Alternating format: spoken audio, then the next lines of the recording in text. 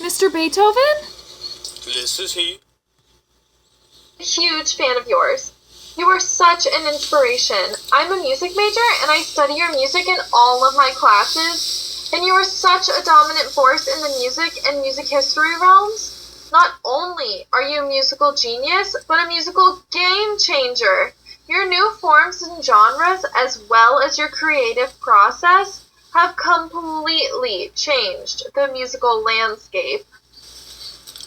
Well, thank you. I appreciate that. So let's get down to the interview.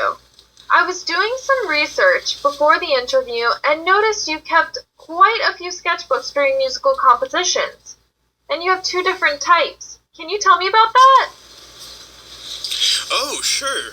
Ever since I was a little boy, I kept a sketchbook with me to write down any musical ideas, themes, or compositions I might have. There were mainly just little fragments of musical phrases or motifs, nothing special.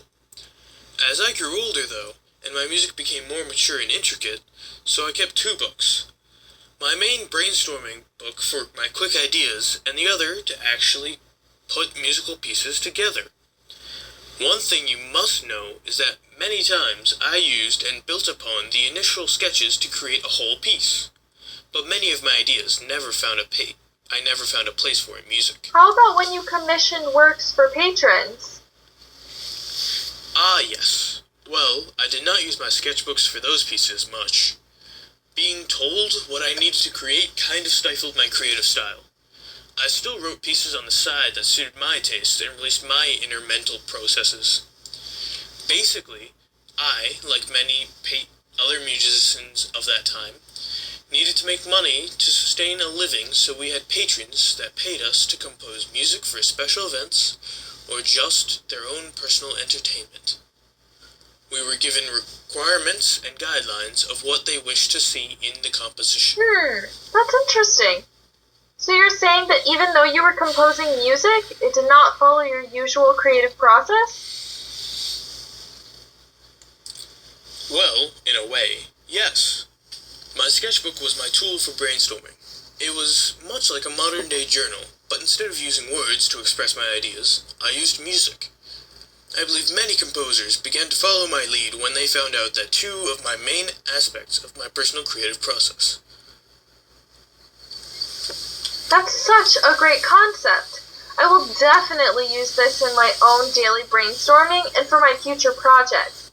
The idea of a sketchbook strictly to record any ideas I might have, and the other for putting together actual complete ideas that I can go back and revise is amazing. I have just one last question, and this one's kind of sensitive, so please don't get offended.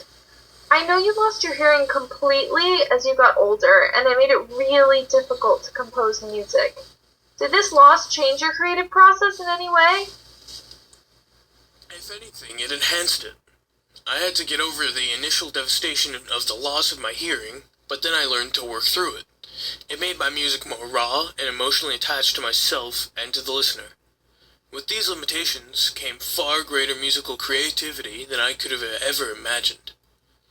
I don't know if you're aware, but your compositional techniques and pieces radically changed the way musicians compose today. The norm for composition was mainly based on the patronage system's preferences, and you cultivated a musical culture that was based on presenting emotion and having a greater purpose within your pieces. Thank you so much for having this interview with me today. Have a great day. You too.